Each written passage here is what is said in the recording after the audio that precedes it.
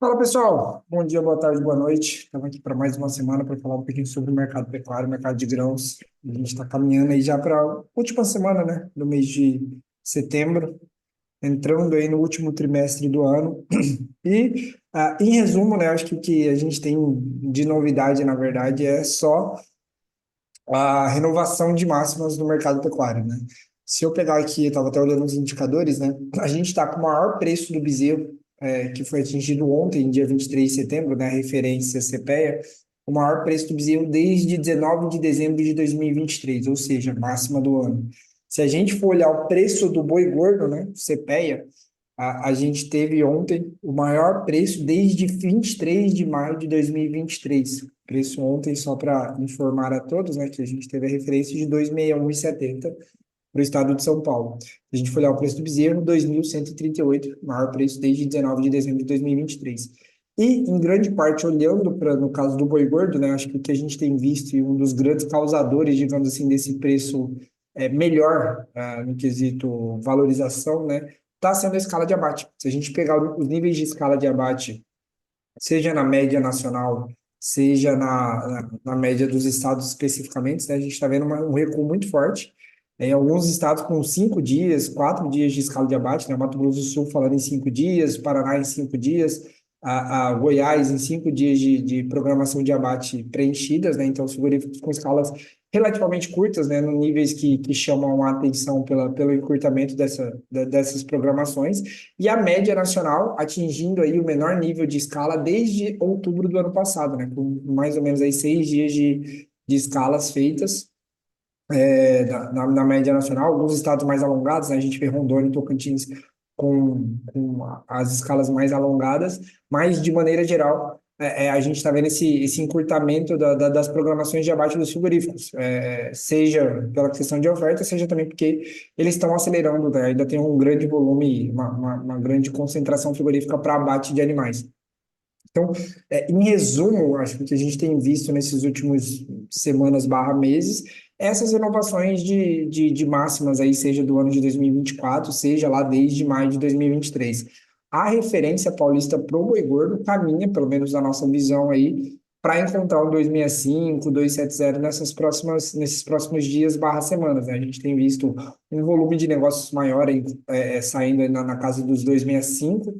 Então, a tendência é que esse nível vire a referência paulista de preço. Se a gente for olhar para a Bolsa, a gente teve mais uma semana de valorização, né? Hoje, especificamente, o mercado está um pouco mais tímido, recuando nos contratos mais longos, diminuindo o spread entre os contratos curtos e os mais longos, né? Você vê o setembro, hoje, dia 24 de setembro, né? Se encaminhando para o seu vinho a 2,6330, ou seja, o mercado está apostando que esses próximos dias, a partir de hoje, né, serão com uma referência média de 263 para o encerramento de setembro, o outubro a 268,30, o novembro a 272 e o dezembro a 275, né? Então a gente consegue perceber que tem uma perspectiva de variação aí de R$ 4 entre os vencimentos futuros. Mas de maneira geral, uma alta de 5, R$ 6 em relação à semana passada. Então, o mesmo otimismo que acomete o mercado físico é transpassado para o mercado futuro. Então, de maneira geral, o que a gente vê em resumo, seja no mercado do boi gordo, seja no mercado da reposição, é valorização de preços. Por uma oferta mais encurtada, mas também por uma demanda que consegue consumir nesses níveis de preços. Um ponto que me chama a atenção é que as outras proteínas, tá, avançaram de preço também nessas últimas semanas, né? Se você pegar, na verdade, o porco, né, o suíno vem de alta quase 3, 4 meses consecutivos, batendo as suas máximas dos últimos 4, 5 anos. O frango também embarcou numa variação positiva, então você tem uma demanda ali no nível de relação de troca que está valendo a pena, digamos assim, consumir a carne bovina, né? A carcaça bovina, apesar da sua valorização ainda expressa um nível de relação de troca interessante. Então, chama a atenção um nível de relação de troca que está acima da média histórica. Então, esse é um ponto que acho que vale ressaltar. Mas, de maneira geral, o mercado bem firme nesse momento e com perspectiva ainda de um processo de alta para acontecer, justamente por essa escassez de oferta, né? 6 dias de escala ainda é relativamente pouco e o que garante a continuação desse movimento. E só para pontuar, né, acho que a gente teve aí, na verdade, ontem, dia 23 de setembro, os dados de exportação que vieram em linha com o que a gente esperava, então reforça o sentimento de que o setembro 24 deve ficar marcado como a maior exportação da história, né, com 240 mil toneladas exportadas, que reforça também, assim como no caso da demanda interna, o sentimento de valorização barra demanda externa aquecida, né? 240 mil toneladas é um volume excepcional para a exportação brasileira e, mais uma vez, reforça esse sentimento de recorde histórico das exportações. Por fim, só para comentar, não tem como deixar passar batido, né? Acho que esse é um número que causa alvoroço no mercado, mas particularmente a gente não concorda muito com ele. O IBGE soltou a sua PPM de 2023, um rebanho, né? O rebanho estimado para o Brasil 2023, expressando um aumento do rebanho brasileiro, 238 milhões de cabeças contra 234 em 2022.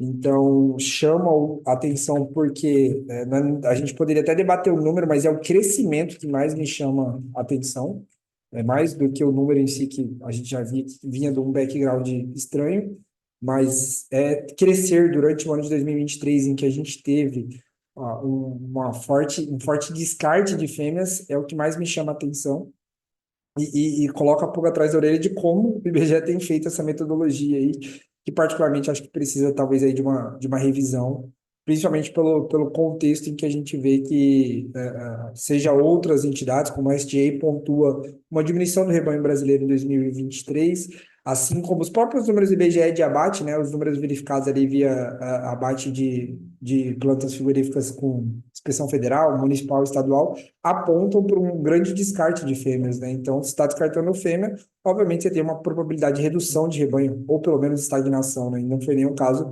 não foi nenhum desses casos que o IBGE mostrou na sua PPN. Então, me chama a atenção esses números aí, que particularmente acho que estão bem equivocados.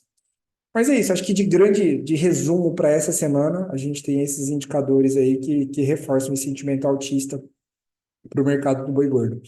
E aí, eu acho que eu já posso passar a bola para o Stefano e para o Rodrigo para falar um pouquinho sobre o mercado de grãos, para ver o que estão achando aí do mercado de grãos, como é que tá milho, como é que tá soja. Stefano, a bola tá contigo. Bom, turma, vamos lá. Principalmente aí para o cenário de grãos, né? A semana começou bastante agitada, com preços aí para a soja e para o milho. Mercado com algumas correções positivas, né? Mas principalmente para a soja aí um mercado mais animado, mais agitado, né? Terça-feira hoje, Chicago está engatando a sua segunda alta bem significativa para a precificação de soja. A gente está vendo, né, o contrato março batendo ali na casa dos 10,85. Contrato maio, que é outro contrato aí interessante para a safra brasileira, também batendo ali na casa dos 10,95 dólares por bushel. Nesses 2 dias, eles já acumulam alta de praticamente 40 pontos, né, de Chicago, enquanto os prêmios acabam transitando na vertente oposta, né, trazendo aí com correções. O que justifica esse movimento é clima no Brasil, né, e aqui é justamente, né, essa última quinzena de setembro não trouxe as chuvas que estavam esperadas, né, principalmente para a região centro-oeste, e boa parte ainda, Paraná, São Paulo, receberam algumas chuvas, o plantio já está dando aí seus primeiros passos, mas ainda de forma muito incipiente, né? Quando a gente pega o número da Conab, né, ela reportou 0,2% da área plantada, né, essa última atualização foi divulgada no dia 23, na segunda-feira. Ano passado a gente tinha 1,5% da área plantada e a média das últimas 5 safras é de 1,7% da área plantada.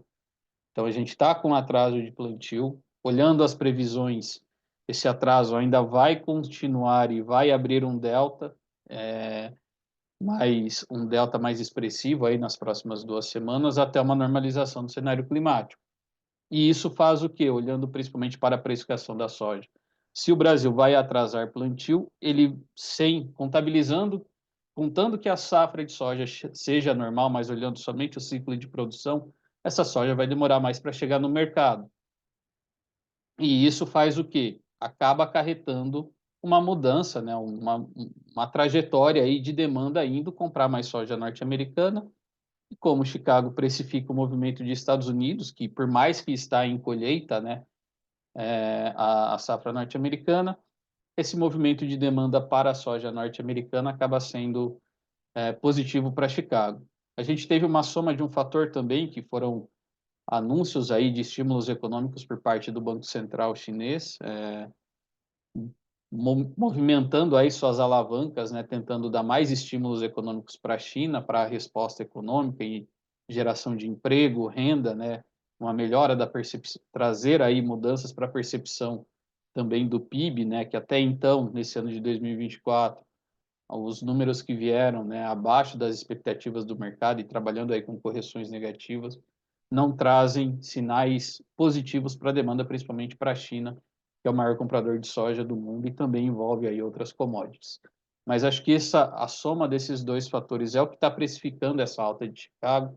A gente ainda vê um canal aberto, né, para Chicago avançar novos patamares, provavelmente a encostar na casa de 11 dólares o bushel no contrato março,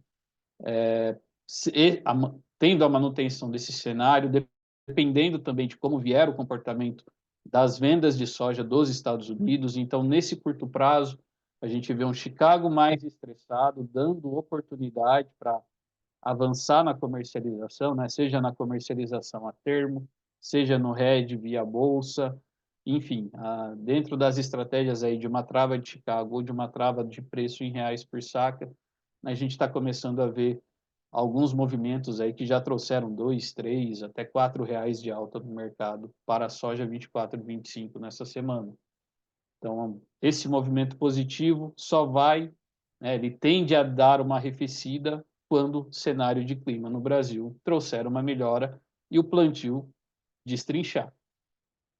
E quando a gente olha para o cenário de clima, né, as chuvas, de fato, mais uma previsão aí que está colocando entre os 10 primeiros dias de outubro a chegada das chuvas ali, principalmente no estado de Mato Grosso, Rondônia, Pará, e a chegada para as outras regiões, Goiás, sul de Mato Grosso, algumas áreas do Tocantins, né, Mapito de forma geral, Minas, talvez essas chuvas cheguem aí também nesses primeiros, a partir ali do dia 10 de outubro, a gente começa a ver um sinal um pouco mais positivo aí de retorno desse clima. É o que as previsões já vinham apontando, mas por enquanto, né, é uma confirmação de um cenário bastante irregular que já vinha sendo colocado, mas foi pior do que as previsões apontavam e também teve uma piora das previsões aí na virada dessa semana, principalmente para as previsões de curto prazo. Isso também bota, né, um pouco de combustível no mercado de milho, que se vai atrasar o plantio da soja, abre um movimento especulativo sobre a janela de plantio do milho segunda safra, redução de milho, de área plantada de milho segunda safra, que ainda, né, não dá para bater nessa tecla, ainda é muito prematuro qualquer afirmação, qualquer confirmação nesse sentido. Mas o mercado de milho tende a ganhar mais força pela extensão da janela de comercialização, por mais que as exportações continuem desempenhando de forma fragilizada, e olhando para a B3 também, né, a gente viu valorizações aí nos contratos mais curtos e principalmente nos contratos de 2025, né? Tanto o contrato julho quanto o contrato setembro ali batendo na casa de R$ 70 a saca. É oportuno para começar a olhar, né, para quem é agricultor aí, olhar uma precificação de hedge, olhar algum seguro de queda diante desse estresse que o mercado está trazendo e ainda pode trazer mais. Mas a gente já começa a ter essa visão aí para o mercado de grãos. Então, por enquanto, para a soja, é oportuno para o agricultor esses estresses de curto prazo, né? A gente vinha com o mercado bem lateralizado, né, um pouco mais morno aí nos últimos dias, tem que aproveitar essas oportunidades. E para o produtor de milho também tem que aproveitar essas oportunidades para vender o milho disponível e também começar aí a fazer, dar uma atenção especial aí para o milho 25, para quem já está fazendo conta da safrinha, olhando para B3. E aí queria passar para o Rodrigo para trazer esses complementos aí do movimento das bolsas. Bom, vamos lá. Bom dia, boa tarde, boa noite a todos que nos acompanham. Como o Stefan pontuou, semana iniciou de maneira bastante agitada para a precificação dos grãos, tanto em Chicago, reverberando aqui na B3. Na última semana, analisando o fechamento semanal, nós tivemos uma continuidade de alta para a soja em Chicago, alta não tão expressiva, né, diferente do movimento observado no início desta semana, e acompanhado também por uma redução do saldo vendido dos fundos de investimentos, de acordo com o CFTC. Analisando já o contrato março 25, que é uma das referências para a safra brasileira de soja, mercado na tela agora negociando a $10,83 o bushel. Tecnicamente está em tendência de alta no curto prazo. No dia de ontem apresentou um rompimento de alta de uma consolidação, né, praticamente um triângulo simétrico. Temos um alvo técnico em $10,97 o bushel, essa região próxima aos $11 o bushel. Então, assim como o Stefan pontuou, acho válida essa atenção a mais, especialmente para quem está pouco comercializado, né, essa puxada de Chicago e atenção a esses atuais patamares. Como eu pontuei, fundos reduziram o saldo vendido, que atualmente, né, de acordo com o último reporte do CFTC, está em menos 122.415 contratos. Essa posição diz respeito até o dia 17 de setembro, apesar do reporte sair sempre na sexta-feira, ele diz respeito até a terça-feira anterior. Para o milho, no comparativo, no fechamento da semana, né, entre uma sexta-feira e outra, nós tivemos uma queda em Chicago, entre 13 e 20 de setembro, né? Porém, no dia de ontem, assim como na soja e no trigo, nós tivemos importantes valorizações, o milho também fechou em alta. Na tela agora o contrato dezembro, que é o mais líquido, que representa a entrada da safra norte-americana, negociando a $4,16, $4,17 o bushel. Acompanhando esse fechamento negativo durante a última semana, aqui sim o CFTC reportou um pequeno aumento do saldo vendido por parte dos fundos de investimentos. A posição saldo vendido atual entre futuros e opções atingiu menos 134.814 contratos, também até o dia 17 de setembro. Aqui, vale pontuar também, né, toda segunda-feira, ao final da tarde, após o fechamento do pregão regular de Chicago, o USDA costuma divulgar o reporte, né, de progresso de safra. Então, a colheita norte-americana avançando acima do mesmo período do ano anterior e também acima da média dos últimos 5 anos. Para o milho, ela atingiu 14% da área total até 22 de setembro, acima da média dos últimos 5 anos, que é de 11% para o período, e também do ano passado, que é de 13%. Para a soja, o mesmo viés, né, 13% da área colhida até 22 de setembro, também acima da média e do mesmo período do ano anterior. Então, muita atenção com essa combinação, né, de uma colheita um pouco acima da média e do mesmo período do ano anterior, né. Para o milho, analisando os dados do USDA, é a segunda maior safra da história, né, acima de 385 milhões de toneladas.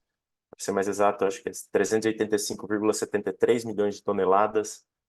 Para a soja, aqui sim é a maior safra da história, né, acima de 124 milhões de toneladas. Então, apesar dessa alta, dessa recuperação técnica que nós temos observado no curto prazo, o cenário base ainda é de uma oferta robusta nos Estados Unidos, estoques elevados. Então, muita atenção, né, para o médio e longo prazo com essa precificação das cotações em Chicago. Analisando já aqui B3, né, milho na nossa Bolsa Brasileira, contrato atual, novembro 24, negociando a R$ 67,95 a saca na tela agora. Tecnicamente, também tendência de alta, importantes médias móveis inclinadas para cima.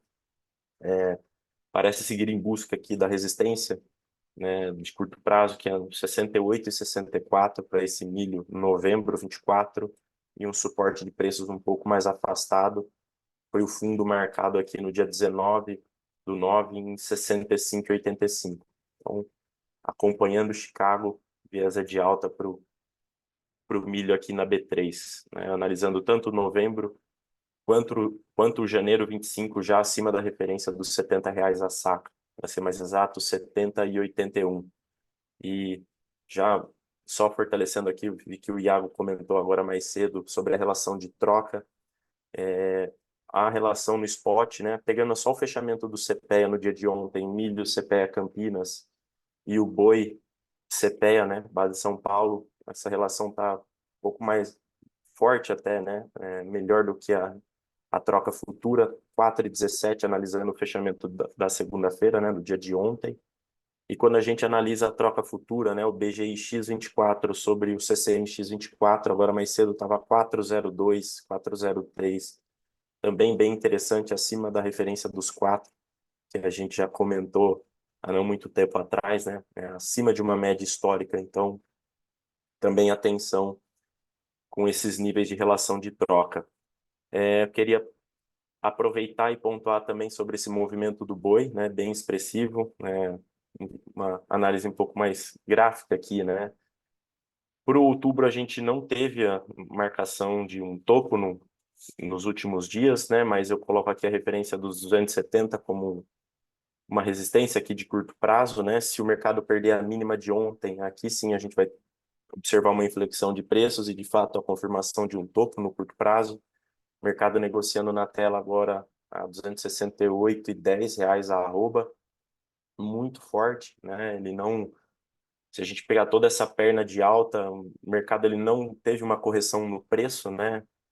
Como a gente costuma observar, quando corrige no preço, muitas vezes ele vai até uma média móvel de curto prazo, a gente não observou isso. O mercado, analisando aqui o gráfico diário, o preço está afastado da média de curto aqui, de 20 períodos, por exemplo. A média está em 259,52. Como eu pontuei, mercado negociando a 268,10, isso outubro. Então, para cima, importante referência dos 270. E aqui, de fato, caso o mercado recue, né, acho que tem espaço para, ao menos, corrigir até esses patamares da média, né? Uma média móvel, ela vai oscilando, o mercado está em tendência de alta, então ela vai aí superar os 260 no curto prazo, mas não seria incomum o mercado ir testar aí até os 260, que seja, né? Ter algum respiro de curto prazo. O novembro, que hoje sim está marcando um topo no curto prazo, né? Ele perdeu a mínima de ontem. Ontem ele marcou máxima 275,25. Hoje na tela 272,70. Então aqui sim, né? Temos a marcação de um topo, uma resistência aí de curto prazo no 275,25.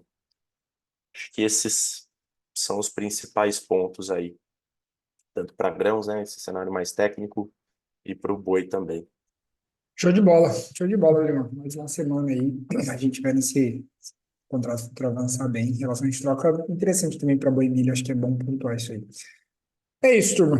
Então a gente vai encerrando por aqui. Agradecer mais uma vez a todo mundo que nos escuta aí. E até a semana que vem. Valeu, Rodrigão. Valeu, Stefan. Até a próxima. Valeu, pessoal. Boa Valeu, semana. pessoal. Boa semana.